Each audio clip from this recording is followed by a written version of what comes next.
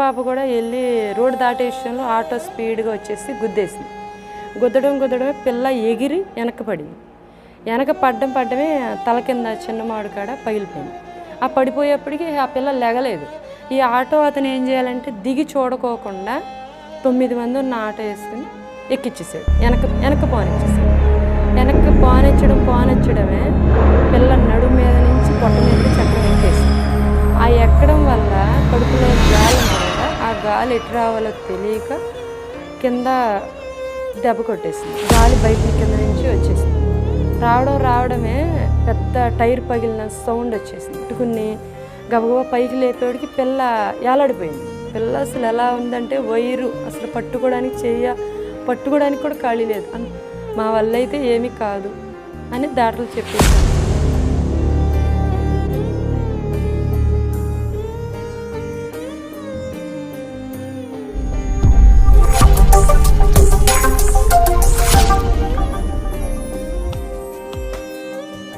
మీ అందరికీ నా వందనాలు.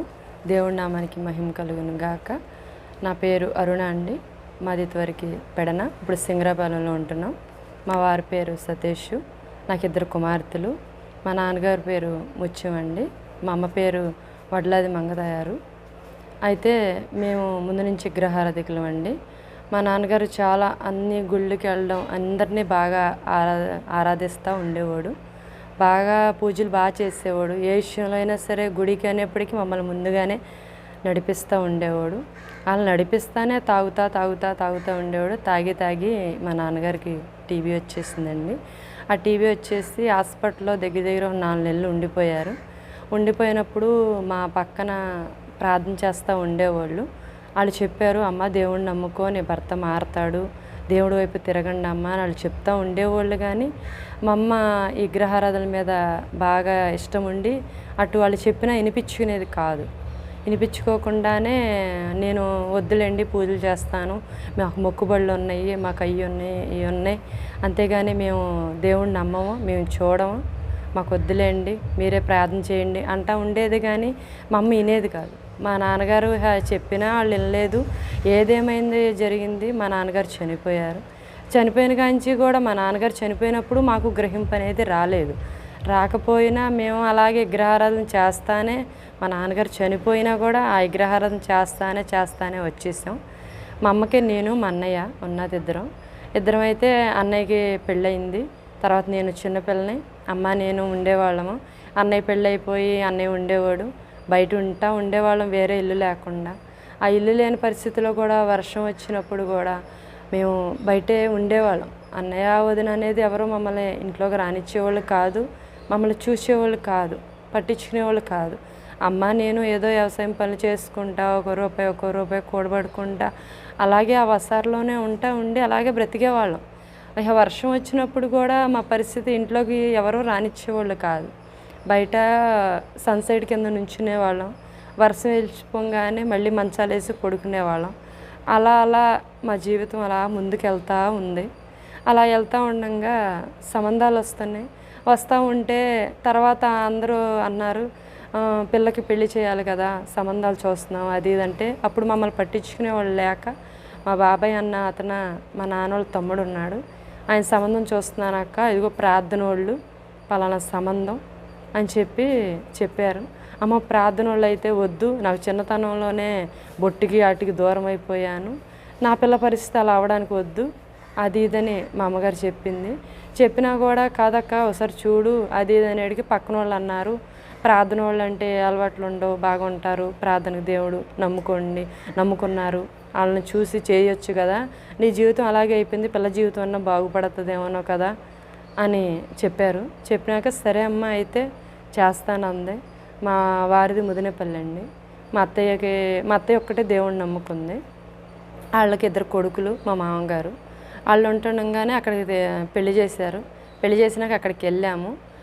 ఇంకా వెళ్ళి పెళ్ళి ఎప్పుడైతే చేసుకుని వెళ్ళానో అక్కడికి వెళ్ళినప్పుడు మా అత్తయ్య బలవంతం మీద ఏదో వెళ్ళామన్న పేరుకి చర్చికి వెళ్ళేదాన్ని. కానీ మా ఇంటికి వచ్చిన కాంచి మా వారిని కూడా గుడికి తీసుకెళ్ళేదాన్ని. గుడికి తీసుకెళ్ళి నేను ఎక్కడైతే ప్రదర్శనలు చేసేదాన్నో, ఎక్కడైతే దేవుడు దండం పెట్టేదాన్నో, ఎక్కడైతే అభిషేకం చేసేదాన్నో మా ఆయనతో కూడా చేపించేదాన్ని. అంటే నాకు వీటి మీద అమ్మోళ్ళు నేర్పిన భక్తిని బట్టి వీటి మీద ఎక్కువ ప్రేమ ఇష్టం ఉండేది. అందుకని నాతో పాటు మా ఆయన కూడా చేయకూడదని తెలిసేది కాదు, అంతగా ప్రార్థన చేసేవాడు కాదు. మా అత్తయ్య ఒకటేగా చేసేది. మా అత్తయ్యకి చెప్పకుండా మేము ఇక్కడికి వచ్చినప్పుడు, పుట్టింటికి వచ్చినప్పుడు గుడికి వాటికి వీటికి వెళ్తూ ఉండేవాళ్ళు. వెళ్తూ ఉండగా మా అమ్మ పూజలు చేస్తూనే ఉండేది. ఎప్పుడైతే పెళ్లి చేసుకుంది అలా అలా ఉండగా నిదానంగా మా అత్తయ్యతో పాటు ప్రార్థనకి వెళ్తా, అక్కడ ప్రార్థన చేస్తా, ఇటు గుడికి వెళ్తా, గుడికి అక్కడ దండం పెట్టుకుంటా, అలా అలా ఉండేదాన్ని. తర్వాత నేను నీళ్ళు వేసుకున్నాను. పిల్లలిద్దరూ ఫస్ట్ పిల్లల్ని కనేప్పుడు కూడా మా అమ్మ పరిస్థితి బాగోలేదు. ఎవరు ఆదుకుంటారని చాలా బాధలు పడింది మా అమ్మ. ఎలాగోలా నాకు 2 పురుళ్ళు పోసినాక అలా ఉంటానే ఉన్నాం. ఆ వర్షంలో అట్లా ఉంటుండగానే నాకు పిల్లలు పుట్టారు, నేను వచ్చినప్పుడు ఇబ్బంది అవుతుందని బయట చిన్న గది అద్దెకి తీసుకుని అన్నయ్య వాళ్ళ నుంచి ఏరే వచ్చేసి ఆ ఇంట్లోనే అద్దెకుంటా నాకు పురుళ్ళు పోసి అలా చేసినాక మేము ముదినేపల్లి వెళ్ళిపోయాం. అక్కడికి వెళ్ళిన కాంచి ఇంకా గుడికి వెళ్ళడానికి ఏం కుదరట్లేదు. గుడికి వెళ్ళడానికి కుదరకుండా మా అత్తయ్యతో పాటు ఏదో వెళ్ళాను చర్చికి. మా అత్తయ్య గారు కేకలేస్తారేమోనో అన్నట్టుగా వెళ్ళి కాసేపు కూర్చునేదాన్ని, వచ్చేసేదాన్ని. అలా వచ్చేస్తుంటే అక్కడ ఉంటే గుడికి వెళ్తా కుదరట్లా, ఏం చేయడానికి కుదరట్లేదని మా ఆయన కూడా సరిగ్గా ఉండలేదు. అత్తయ్య మీ అబ్బాయి నీ మాట వింటలేదు, మేము మా ఊరు వెళ్ళిపోతామని చెప్పేసి పెడని తీసుకొచ్చేసి పెడంలోనే ఉండేవాళ్ళం. అటు గుడికి వెళ్ళకుండా ఇటు చర్చికి వెళ్ళకుండా ఇంట్లోనే ఉండేవాళ్ళం. తర్వాత ఇల్లు లేదు అది ఇదని చాలా ఇబ్బంది పడుకుంటూ అద్దెకుంటా ఉండగా దేవుడు అలా అలా ప్రార్థన చేసుకుంటా మా అమ్మ కూడా కొంచెంగా మా అత్తయ్యతో పాటు చర్చికి వచ్చి ఎక్కువగా మా అమ్మ కూడా కొంచెంగా మార్పు చెందడం, దేవుడి గురించి తెలుసుకుంటాం, ఇంట్లోనే ప్రార్థన చేస్తుంది. అంతగా మేము దేవుడిని నమ్మలేదు, ప్రార్థన చేస్తున్నాం అంతే. ఇంట్లోనే చేసుకుంటుంటే చర్చికి రండి అమ్మ అని చాలామంది కేకేసేవాళ్ళు, కానీ మేము రావలేండి అనేవాళ్ళం, ఊరుకునేవాళ్ళం. మెదలకుండా ఊరుకుని చర్చికి వెళ్ళకోకుండా ఉంటుండగా ఆ ప్రార్థన దేవుడు మేము ఆ రోజున వర్షంలో ఉన్నప్పుడు మేము చూడకపోయినా దేవుడు మమ్మల్ని చూసాడు అనుకుంటా. దేవుడు చూసి మా అమ్మకి ఇళ్ల స్థలం ఇచ్చాడు. ఇళ్ల స్థలం ఇవ్వగానే కొంచెం అప్పో చేసుకుని ఇల్లు కట్టుకున్నాము ఇక్కడ సింగరపాలెంలో. అక్కడికి వచ్చేసి అలాగే ఉంటుంటే ఇస్రాయల్ పాస్టర్ గారు తోటమాలండి, జీవంగల క్రీస్తు సంఘం, ఆ పాస్టర్ గారు ఆ ఊరంతా తిరుగుతూ ఉండేవాళ్ళు. అమ్మ దేవుడిని నమ్ముకోండి, అమ్మ దేవుడు రాకడ ఉంది, దేవుడిని నమ్ముకోండి, దేవుడు కార్యాలు చేస్తాడు, అమ్మ ఒకసారి వినండి అమ్మ అని చాలామంది చెప్తూ ఉండేవాళ్ళు. మేము అనుకునేవాళ్ళం అందరి భాషలు ఎలాగ తిరుగుతారులే, ఏదో కానుక కోసం వస్తున్నారేమో అన్న ఆలోచనలోనే ఉండేవాళ్ళం. ఇంతవరకు అందరూ అట్లాగే అనేవాళ్ళు కదా, అలాగే ఉండేవాళ్ళం. వస్తాంలేండి అనేవాళ్ళు. చాలాసార్లు అమ్మ చెప్పేది వినండి అమ్మ, పిల్లల భవిష్యత్తు ఉందమ్మ, దేవుడిని నమ్ముకోండి అమ్మ, నిజ దేవుడిని నమ్మండి అమ్మ అని చాలాసార్లు తిరిగేవాళ్ళు. కానీ ఒకసారి అనిపించేది, ఏంటి నా పని ఆపుకుని మరి ఇన్నిసార్లు ఎందుకు మా ఇంటి చుట్టూ ఇలా తిరుగుతున్నారు, అయినా కూడా ఎందుకు ఇలా చెప్తున్నారు, సరే ఒకసారి ఈయన దగ్గరికి వెళ్తే పోయిద్దేమో అనుకుని ఒకసారి వచ్చాము, ఏదో ప్రార్థన చేసాము. తర్వాత మా వారు చర్చికి వద్దు ఏమొద్దు, వెళ్తే మా అమ్మన్న సాటికి వెళ్ళు లేదా మానేసి, అంతేగాని చర్చికి వెళ్ళడం ఏంటని ఆయన కేకలేసాడు. ఆ దెబ్బతో రానులే పాస్టర్ మా ఆయన కేకలేస్తున్నాడు అన్నాము, ఊరుకున్నాము. తర్వాత మా పిల్ల బయట కొనుక్కోడానికని కొట్టుకెళ్ళి మా పెద్ద పాప చిన్న పాపకి 8 సంవత్సరాలు, పెద్ద పాపకి 9 సంవత్సరాలు ఉంటాయి. అప్పుడు వెళ్ళేప్పటికీ పెద్ద పాప వెళ్ళి కొట్టుగడ కొనుక్కుని రోడ్డు దాడుతుండగా చిన్న పాప కూడా వెళ్ళి రోడ్డు దాటే విషయంలో ఆటో స్పీడ్గా వచ్చేసి గుద్దడమే పిల్ల ఎగిరి వెనక పడ్డమే తల కింద చిన్న మామిడి కాడ పగిలిపోయింది. ఆ పడిపోయేప్పటికీ ఆ పిల్ల లెగలేదు. ఈ ఆటో అతను ఏం చేయాలంటే దిగి చూడకోకుండా 9 మంది ఉన్న ఆటో వేసుకుని ఎక్కిచ్చేసాడు, వెనక్కి పోనిచ్చడమే పిల్ల నడుము మీద నుంచి పొట్ట మీదకి చక్రం ఎక్కేసింది. ఆ ఎక్కడం వల్ల కడుపులో గాలి ఉంటుంది కదా, ఆ గాలి ఎటు రావాలో తెలియక కింద దెబ్బ కొట్టేసింది. గాలి బయటని కింద నుంచి వచ్చేసింది. రావడమే పెద్ద టైర్ పగిలిన సౌండ్ వచ్చేసింది. వస్తమే అక్కడ వాళ్ళందరూ కూడా ఆ మిషనోళ్ళ పిల్ల చచ్చిపోయిందని అందరూ గబగబా వచ్చేసి అందరూ పట్టుకుని గబగబా పైకి లేపేవాడికి పిల్ల ఏలాడిపోయేప్పటికి మేము కింద దెబ్బ తగిలిందని మేము అనుకోలే. గబగబా మా పెద్ద పిల్ల వచ్చేసి అమ్మ చెల్లికి యాక్సిడెంట్ అయిందని చెప్పింది. గబగబా అమ్మ నేను గబగబా పరిగెళ్ళేప్పటికి పిల్లని ఎవరో లేపేప్పటికి ఏలాడిపోతుంది పిల్ల. మాట లేదు, సోయి లేదు, ఏమీ లేదు. ఓ నెత్తురు కారిపోతుంటే తలకి గుడ్డ కట్టారు. సర్లే అని చెప్పి ఎత్తుకున్నాను. పిల్లని ఎత్తుకుని ఇట్లా ఒళ్ళో తీసుకునేప్పటికి ఒళ్ళోంచి నెత్తురు కాలిపోతుంది. కారిపోతుండగా ఏంటి ఇలా కారిపోతుంది నెత్తురు అని చెప్పేసి నా బట్టలన్నీ తడిసిపోయినాయి. గబా గబా ఆటో వాడిని పట్టుకుని ఆ తాళాలు లాగేసుకుని వెంటనే బందర్ హాస్పిటల్ తీసుకెళ్ళా. బందర్ హాస్పిటల్కి అమ్మ నువ్వు తీసుకెళ్తా ఉండు, నేను ఇంట్లో డబ్బులు ఏమైనా ఉన్నాయని తీసుకొస్తానని నేను ఇంటికి వెళ్ళాను. అమ్మ బందర్ హాస్పిటల్ తీసుకెళ్ళింది. తీసుకెళ్ళడమే డాక్టర్లు అన్నారు, ఆయన డాక్టర్ గారు ఆపరేషన్ థియేటర్లో ఉన్నారమ్మా, మీరు అక్కడ పడుకోబెట్టండి పిల్ల అన్నారు. మేము అప్పుడు దాకా ఏమనుకున్నామంటే పిల్ల ఎగిరి పడింది కదా, తలకే తగిలిందేమో దెబ్బ, దానివల్ల బ్లడ్ అవుతుందేమో అనుకున్నాం. మేము అదే తడిసిపోయిందేమో ఒళ్ళంతా అనుకున్నాం. తీరా చూసి అక్కడ కుర్చీలు ఉంటే కుర్చీలో పడుకోబెట్టారు పిల్లని.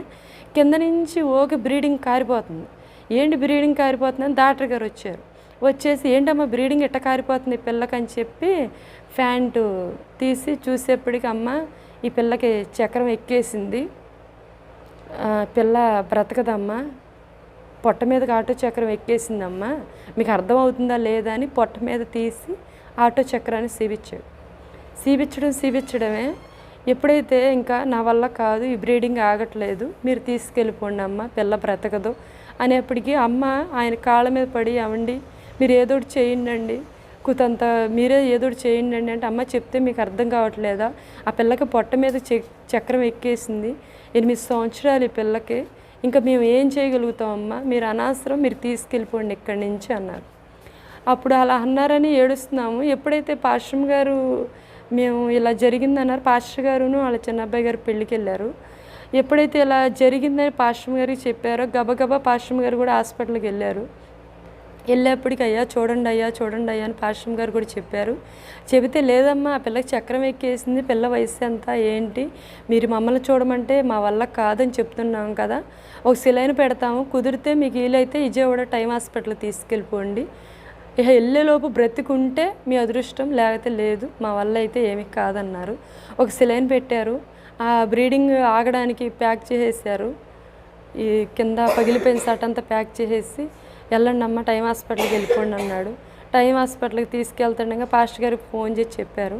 పాస్టర్ గారికి ఎప్పుడైతే చెప్పారో పాస్టర్ గారు ఆ సంఘానికి ఫోన్ చేసి పలానా అరుణ అమ్మాయి వాళ్ళు ఇప్పుడే దేవుడిని నమ్ముకోమంటే నమ్ముకోలేదు, కానీ ఇప్పుడు వస్తారు వాళ్ళు మందిరానికి, ముందు దేవుడి గురించి ప్రార్థన చేయండి, ఆ పిల్లల గురించి ప్రార్థనలో పెట్టండి, మాధవి అన్న పిల్ల గురించి పలానా వాళ్ళు ప్రార్థనలో పెట్టండి, 3 రోజులు ఉపవాస ప్రార్థనలు పెట్టండి అని చెప్పేసి పాస్టర్ గారు చెప్పి గబగబా పాస్టర్ గారు బండి వేసుకుని విజయవాడ టైమ్ హాస్పిటల్కి వచ్చారు. వచ్చేప్పటికి అమ్మ అంటే పాస్టర్ గారిని అని అప్పుడు పట్టుకొని ఏడుస్తుంటే కంగారు పడబాకమ్మా, ఏం అవదలే, ఏమైంది పిల్లకే చిన్న యాక్సిడెంటేగా అనుకుంటున్నారు పాస్టర్ గారు కూడా. లేదు పాస్టర్ గారండి పిల్ల బాగా తగిలినాయండి అంటుంటే అప్పటికి మా పిల్ల ఉబ్బిపోయి బ్రీడింగ్ అయ్యి తెల్లబడిపోయి ఉబ్బిపోయింది. తల మీద కుట్లేసారు కానీ కింద కుట్లు వేయలేదు. ఉబ్బిపోయి మా వల్ల తోపుడు బండి ఉంటుంది కదా, దాని మీద తీసుకెళ్తుండగా దాని అంత ఉబ్బిపోయింది. ఎవరో పెద్దోళ్ళమ్మా అంటున్నారు పాస్టర్ గారు. కాదు పాస్టర్ గారండి మా పిల్లండి అంటుంటే పాస్టర్ గారు చూడడమే ఆయనకు కూడా కళ్ళ నీళ్ళు వచ్చేసి ఏంటి చిన్నపిల్ల కదా ఇంత ఇదిగా ఎలా ఉబ్బిపోయిందని పక్కన నర్సుని అడిగితే ఆ పిల్లకి పొట్ట మీదకి ఆటో చక్రం ఎక్కేసిందండి అనేప్పటికీ అప్పటికి 9 మంది ఉన్నారండి ఆటోలో అని చెప్పాను నేను. చెప్పేప్పటికి ఆ చక్రం ఎక్కడం వల్ల ఆ పిల్ల కింద అట్ట బద్దలైపోయి బ్రీడింగ్ అయిపోయిందండి. ఆ పిల్ల దానివల్లే బ్రతుకుద్ది అనుకుంటే రేపు పొద్దున ఆపరేషన్ చేస్తాం, లేకపోతే లేదు, మా వల్ల అయితే ఏమీ కాదు అని డాక్టర్లు చెప్పేశారు. అన్ని స్టాండింగ్లు ఎస్ట్రోలు రిపోర్ట్లు అన్నీ చేశారు. ఆటో అతను ఏమన్నా నేను ఖర్చు పెట్టనమ్మా, నాకు సంబంధం లేదు, మీరు ఏం చేసుకుంటారో చేసుకోండి అని ఆటో అతను వెళ్ళిపోయాడు. ఇక ఏడుస్తున్నామ్మా దేవుడు కార్యం చేస్తాడమ్మా, దేవుడిని ఇప్పుడు దాకా మీరు రుచి చూడలేదు కాబట్టి ఇప్పుడు చూడండి అమ్మా, దేవుడు సాక్షిగా మిమ్మల్ని నిలబెడతాడమ్మా అని పాస్టర్ గారు చెప్తున్నా కూడా దేవుడు కార్యం, ఈ పిల్ల ఈ పొజిషన్లో ఉంటే పాస్టర్ గారు ఇంకా బ్రతుకుద్దని ఎలా చెప్తున్నారు, మా పిల్లల గురించి ఆశ వదులుకోమని డాక్టర్లందరూ చెప్తున్నారు కదా, మరి ఈయనేంటి ఇంకా దేవుడు కార్యం చేస్తాడమ్మా అని ఏం చెప్తున్నాడు అని అనుకున్నాక ఆటో అతను ఖర్చు పెట్టను, నా వల్ల కాదు, మీరు ఏం చేసుకుంటారో చేసుకోండి, ఏ కేసు పెట్టుకుంటారో పెట్టుకోండి అనుకుని ఆటో అతను వెళ్ళిపోయాడు. నందమూరు ఆటో అతను వెళ్ళిపోతే ఆటో తాళాలు కూడా ఇచ్చేయమన్నాం. వెళ్ళిపోయినాక ఆ పిల్లని ఐసీలో పెట్టారు. ఏడుస్తున్నా, నా పిల్ల పరిస్థితి ఏంటి ఇలా అయిపోయిందని. పాస్టర్ గారు, అమ్మ నేను రేపు పొద్దున్న వస్తాను, ప్రార్థనలో పెడదాము, మీరేం కంగారు పడబాకండి, ఏ అవసరం ఉన్నా నేను ఉన్నానని చెప్పి నాకు ఫోన్ చేయండి అమ్మ అని చెప్పారు. సరే పాస్టర్ గారిని అన్నాము. అన్నాక సర్లేని ఆయన ఆటో అతను వెళ్ళిపోయాడు. ఇంటికి వెళ్ళి పడుకునేప్పటికీ అతను దేవుడు నమ్ముకున్నాడంట, మాకైతే తెలీదు. నమ్ముకునేప్పటికీ ఇంటికి వెళ్ళి పడుకోగానే వాళ్ళకి కూడా ఒక కూతురు ఉంది, మా పిల్లంతే ఉంటుంది. ఆ పిల్ల మొహం మా పిల్లదేమో రూపం చూపించి వాళ్ళ పిల్లకి అయినట్టుగా అతనికి దర్శనమిచ్చి, దేవుడు నీ కుమార్తెనైతే ఇలా వదిలేస్తావా, నీ కుమార్తెనైతే ఇలా వదిలేస్తావా అని 3 సార్లు స్వరం అనేది వినపడిందంట అతనికి. అతను చెప్తేనే మాకు తెలిసింది. అతను ఎప్పుడైతే అట్లా చూశాడో వెంటనే నిద్రలో లేచిపోయి కంగారు పడిపోయి అతను కుమార్తెకి అయినట్టుగా బాధపడ్డాడు. అతను బాధపడిపోయి నిజంగా తండ్రి నేను తప్పు చేశానని చెప్పేసి వెంటనే టైం హాస్పిటల్ గట్ట తెల్లారగట్ట 5ంటికి వచ్చేసాడు. వచ్చేసి అక్క నాది తప్పు అయిపోయింది, నిజంగా నా పిల్లకైతే ఇలా వదులుకోలేను కదా, ఇక నుంచి నీ పిల్ల కాదక్క, నా పిల్ల, నేను ఖర్చు పెడతాను, ఇప్పుడు రోజుకి ఎంతన్నా తేని నేను తీసుకొచ్చి నేను చూపిస్తాను అని చెప్పేసి పెద్ద మనుషుని తీసుకొచ్చి హాస్పిటల్లో మాట్లాడించి, ఏమండి మీరు కొంచెం చూసుకోండి, ఎంత డబ్బులు ఖర్చు అయితే అంత పెడతాము అని అన్నారు. అక్కడ రూపాయి లేని విషయంలో కూడా దేవుడు అతన్ని మార్చాడు. అక్కడికి అలా జరిగింది. తర్వాత మేము ఏంటి పరిస్థితి, మా పిల్ల బ్రతుకుద్దా లేదా అని మేము చాలా బాధపడతానే ఏడుస్తూనే ఉన్నాం. మా అత్తయ్య, మా అమ్మ, మా మరిది, మా ఆయన అందరం కూర్చుని ఏడుస్తూ ఉంటుండగా దేవుడు నాకు ఎలా దర్శనం చూపిస్తున్నాడంటే, పడుకునుంటే ఇట్లా ఏడిసి అలా ఉంటే పెద్ద గంగిరెద్ది పిల్లని తరుగుకుంటూ వచ్చేస్తుంటే పిల్ల పరిగెత్తుతుంది.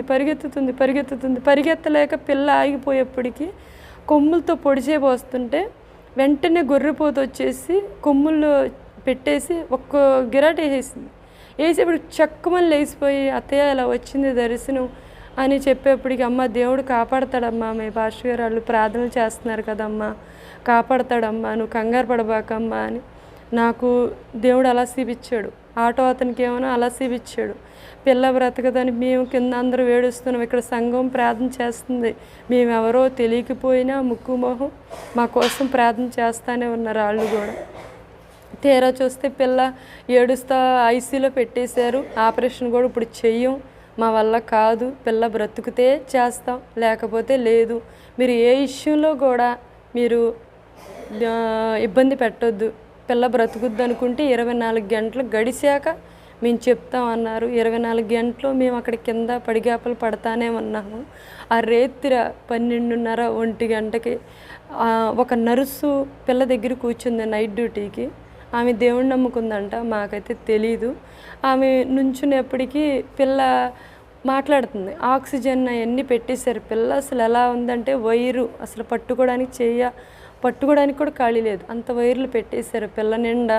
మేము చూడడానికి వెళ్ళడానికి లేదు. పిల్ల అసలు ఉన్న పొజిషన్కి మమ్మల్ని ఎవరిని లోపలికి రానివ్వలేదు. సర్లేని చెప్పి మేము అలాగే ఉంటుండగానే వెంటనే దేవుడు స్వరం మాధవి అని 3 సార్లు స్వరం వినపడిందంట. ఎవరని అంటుంది కానీ మొహం చూడలేకపోతుందంట. బాగా పెద్ద రూపం కనపడి మాధవి అంటే ఏంటి ఏస్తాత, మా అత్తయ్య గారు ఏస్తాత అంటూ ఉండేది. ఏంటి మా అమ్మ ప్రార్థన చేస్తున్నావు అంటే, ఏస్తాత కోసం ప్రార్థన చేస్తున్నానమ్మా అని చెప్తూ ఉండేది. పిల్లలకి చిన్నతనం కదా, ఏస్తాత అంటూ ఉండేది. ఏంటి ఏస్తాత, నేను చనిపోతానని చూస్తాకు వచ్చావా, నేను చనిపోతే మా అమ్మ బ్రతకలేదు, మా పరిస్థితి బాగోలేదు, మా అక్కకి నేనే తోడు అని మా పిల్ల ఏడుస్తుందంట. ఆమె నర్సు ఏమనుకుంటుందంటే తాత అంటుంది కదా, వాళ్ళ తాత అనుకుంటా ఈ పిల్ల ఏడుస్తుంది ఏంటి, ఈ పిల్ల పిచ్చొచ్చేసిందేమోనో, వెనకాల తలకే పగిలిపోయింది కదా, అందుకని చెప్పేసి పిచ్చగా మాట్లాడుతుందేమోనో అని ఆ నర్సు అనుకుంటుంది. అనుకునేప్పటికీ మేము లేకపోతే మా అమ్మ ఏమైపోద్దయ్యా, నువ్వు మమ్మల్ని కాపాడతావా అని ఈమె ఏదేంటో చెప్తుందంట. ఆ అమ్మాయి చెవి దగ్గరికి పెట్టి వింటుందంట, ఆక్సిజన్ ఉండటం మూలంగా దగ్గరికి పెట్టి వింటుండగానే అట్నుంచి స్వరం ఆ అమ్మాయి కనపడదుగా. ఈ పిల్ల అంటుంది, నిజంగా నేను బ్రతుకుతానా, దేవుడు అంటున్నాడు నిన్ను సాక్షిగా నిన్ను నిలబెడతానమ్మా, నిన్ను సాధనంగా వాడుకుంటాను, నిలబెట్టుకుంటానమ్మా, నీకేం కాదని దేవుడు మాట్లాడుతున్నాడు. నిజంగానా యేసుతాత, నాకేం కాదా? నేను మా ఇంటికి వెళ్తానా? మా అమ్మోళ్ళతో ఉంటానా? మా అమ్మోళ్ళతో నేను ఉండగలుగుతాను ఇంతవరకులాగా అని ఏడుస్తుందంట. ఏడుస్తుంటే దేవుడు హస్తం చాపాడంటండి, పెద్ద హస్తము. మా పిల్ల చెప్తుంటేనే ఒళ్ళు గరుకు పుట్టింది మాకు. మా పిల్ల అసలు చెప్తా కూడా చాలా ఏడిసింది. ఇలా ఎప్పుడైతే మమ్మల్ని లోపలికి రానివ్వలేదు కదా, నిజంగా నేను బ్రతుకుతానా అని చెప్తుందంట. చెప్తా తెల్లారి దేవుడు ఎప్పుడైతే తాకాడో, తెల్లారి పొద్దున్నే 24 గంటలు గడిస్తే కానీ చెప్పలేమన్న వాళ్ళు 12 గంటలు చూసి ఆ నైట్ గడవంగానే అమ్మ తెల్లారి ఆపరేషన్ చేస్తాం పిల్లకి అని చెప్పారు. చెప్పేప్పటికీ ఏడుస్తుంటే ఎందుకు మా అమ్మ ఏడుస్తున్నారు అని అడిగింది పిల్ల. ఏమీ లేదులే అమ్మ, జాగ్రత్త, లోపలికి థియేటర్లోకి తీసుకెళ్తున్నారు, ఆపరేషన్ థియేటర్లోకి తీసుకెళ్తుండగా ఎందుకు మా అమ్మ ఏడుస్తున్నావు, ఎందుకమ్మ ఏడుస్తున్నావు అంటే ఏమీ లేదులే అమ్మ, జాగ్రత్త అని చెప్పాము మేము. చెప్తే మా అమ్మ నాకేం కాదంట, మీరు ఏడవకండి అని చెప్పింది. చెప్పేప్పటికి ఎవరు చెప్పారు? పక్కన నర్సక్క చెప్పిందా అమ్మ అన్నాం మేము. కాదు మా అమ్మ, రాత్రి యేసుతాత నాకు కనపడ్డాడు, నీకేం కాదమ్మా, నేను నిలబెట్టుకుంటాను సాక్షిగా అని చెప్పాడమ్మా అని చెప్పేప్పటికీ అక్కడున్న నర్సు, దేవుడు నమ్ముకున్నాను, నువ్వు దేవుడితో మాట్లాడుతున్నావని మేము గ్రహించలేకపోయామమ్మా. దేవుడిని తెలుసుకోపోయినా దేవుడు మీది అద్దకు వచ్చి మిమ్మల్ని కాపాడదాకా ఆయన మిమ్మల్ని ఉంచాడు. కానీ నువ్వు దేవుణ్ణి చూసావు, ఆయన మా స్వరాన్ని విన్నావంటే నువ్వెంత గొప్ప ధన్యురాలు అమ్మ అని ఆమె కూడా పిల్ల కాళ్ళు పట్టుకుని చాలా సంతోషం అమ్మ, నువ్వు దేవుడితో మాట్లాడుతుంటే నిన్ను ఎవరితోనూ మాట్లాడుతున్నావు అనుకున్నాను, కానీ ఇలా జరుగుతుందని మేము అనుకుని ఆపరేషన్ థియేటర్లోకి తీసుకెళ్తుండే, దేవా నా పిల్లకి కనపడ్డావు అంట, నిజమేనా అని పాస్టర్ గారు ఫోన్ చేస్తే పాస్టర్ గారు అన్నారు, అమ్మ దేవుడు ఆ పిల్లని తాకాడమ్మా, ఆపరేషన్ అనగా ఏం ఉండదు, మీరు కంగారు పడకండి, అంత లెక్క కొట్టడం వరకే, దేవుడు తాకాడు కాబట్టి అసలు నీ పిల్ల బ్రతికినట్టే, నువ్వు ఏ ఆలోచనలు పెట్టుకోబాక దేవుణ్ణి ప్రార్థన చేసుకో, మేము ప్రార్థనలో పెడుతున్నామని చెప్పారు.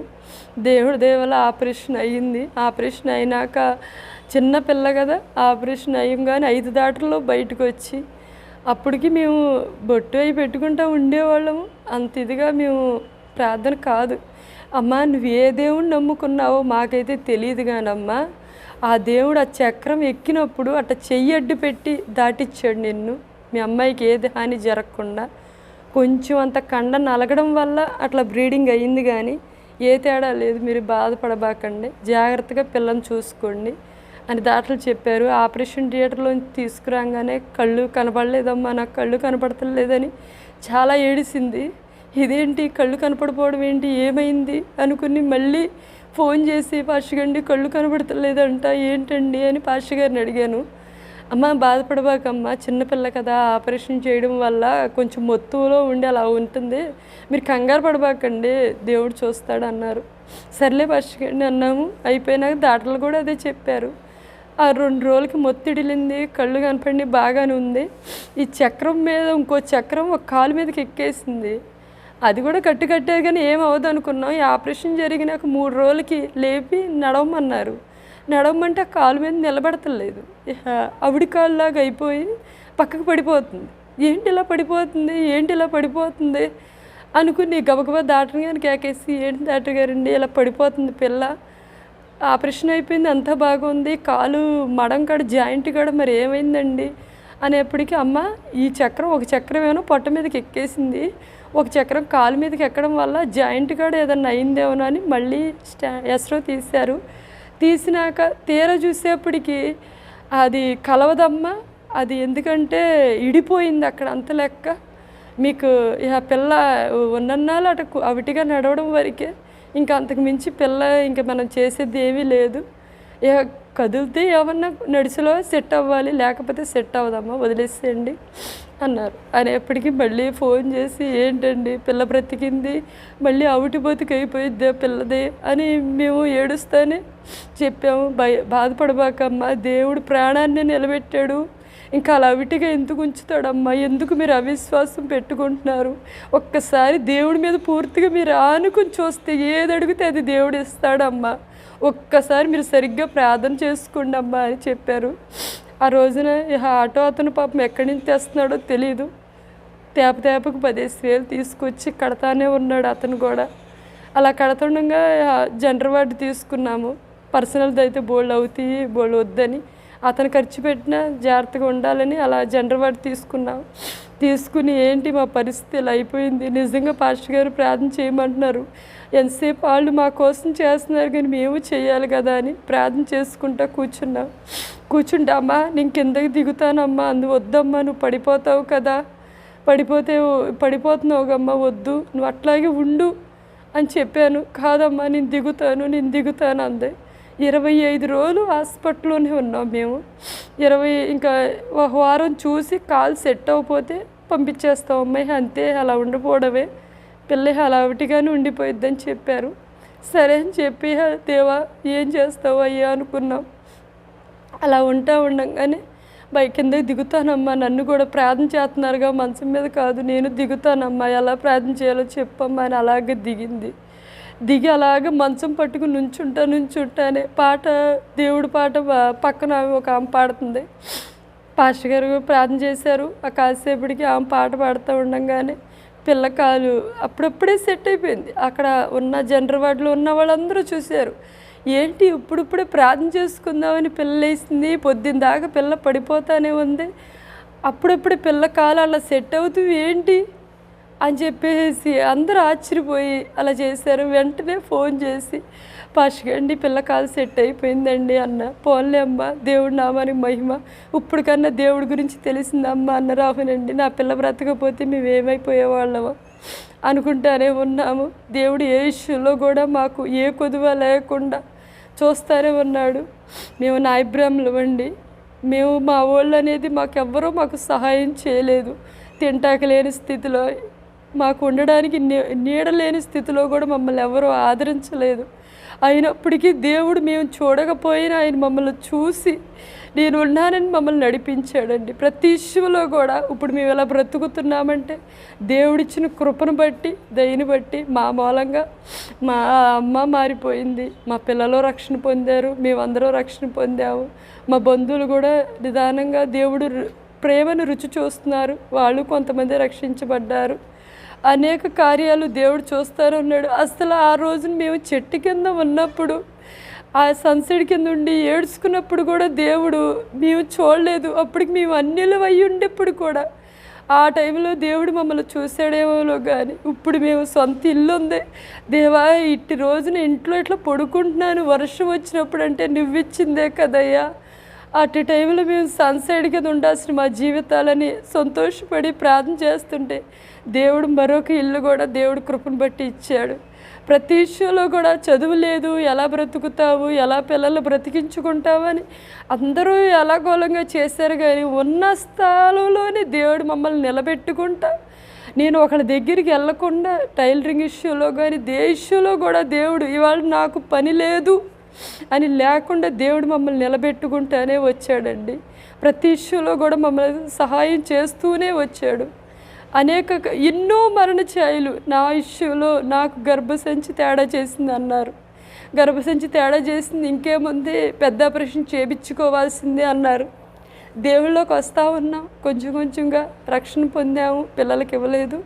అలా వస్తూ ఉండగానే గర్భసంచి తేడా చేసింది. హాస్పిటల్కి వెళ్ళంగానే అమ్మ నీకు గర్భసంచి పూసింది, నీకు పెద్ద ఆపరేషన్ చేసి గర్భసంచి తీసేయాలి అన్నారు. నేను చేసేది మిషన్ వర్క్, తెల్లారలేస్తే కూర్చోవాలి, గర్భసంచి తీసేసి నాకు జరుగుబాటు ఎలా అవుతుంది అనుకుని 3 రోజులు ఉపవాస ప్రార్థనలు పెడితే 3 రోజులు ఉపవాస ప్రార్థనలో దేవుడు 3వ రోజు నైటు నాకు, పాస్టర్ గారికి, మా అమ్మకి, మా అక్కకి, నలుగురికి దేవుడు చూపించాడు దర్శనం ద్వారాగా. ఏదో నేను నీళ్ళేసుకున్నట్టుగా చిన్న కుమారుడిలాగా పుట్టినట్టుగా, అదేంటి ఇలా పుట్టడం ఏంటి, ఒక్కరోజుకి కుమారుడు పుట్టడం ఏంటి అని నేను దాటరమ్మని అడుగుతుంటే, దాటరమ్మ దీనివల్లే కదమ్మా నువ్వు బాధపడుతున్నావు, దీనివల్లేగా నువ్వు బాధపడుతూ ఏడుస్తున్నావు, సంఘం ప్రార్థన కూడా దీనివల్లే కదా, దీనికి నీ బాధ లేకుండా తీసివేశానమ్మా అని చెప్పారు. ఏంటిది పిల్లోళ్ళలాగా ఉందని పట్టుకోగానే ఆ ముద్ద పీస్ పీస్ కింద అయిపోయింది. అలా వచ్చింది. ఏంటి ఇలా వచ్చింది దర్శనం అనుకున్నా. నేను వచ్చి పాస్టర్ గారికి చెప్తే, అమ్మ రాత్రి నాకు వచ్చిందమ్మా అదే దర్శనం అన్నారు. అమ్మ నాకు వచ్చిందమ్మా అన్నారు. నేను నమ్మలేక ఇంకా దేవుళ్ళో ఉండి కూడా నమ్మలేక మళ్ళీ దాటి దగ్గరికి వెళ్ళి మళ్ళీ స్టాండింగ్ రాపించుకుని మళ్ళీ స్టాండింగ్ తీపించుకుంటే, నీకు ఏ తేడా ఉందని వచ్చావమ్మా, దేవుడి నామానికి మహిమ కలుగును గాక. ఏ తేడా ఉందని వచ్చావమ్మా, నీకు గర్భసంచి తేడా అని ఎవరు చెప్పారమ్మా అని అడిగింది డాక్టరమ్మ. అవునండి, అయితే ఈ రిపోర్ట్లు చూడండి, దీంట్లో ఏముందో చెప్పండి అన్న. దీంట్లో గర్భసంచి తేడా ఉందమ్మా, గర్భసంచి బాగా పూసిపోయి దానికి గడ్డలు ఉన్నాయి, అది తీసేయాలని ఉంది ఈ రిపోర్ట్లో అన్నారు. మరి దీంట్లో ఏముందంటే ఇది గర్భసంచి బాగుందిగమ్మా, ఇదెందుకు తీపించుకున్నావు నువ్వు అని అడిగింది. దేవుడు ప్రతి ఇష్యూలో కూడా నాకు ప్రతి ఇష్యూలో కూడా దేవుడు నాకు సహాయం చేస్తానే వచ్చాడు. ఆయన్ని మేము నమ్ముకున్నాం కాబట్టి మేము ఈ స్థితిలో ఉన్నామంటే మాకనేది ఆయన లేకపోతే మా జీవితమే లేదు. దేవుడి ప్రేమ ఎంత బాగుంటుందని మాకు తెలియలేదు. ఈ చిన్న సాక్ష్యాన్ని దేవుడు దీవించునుగాక.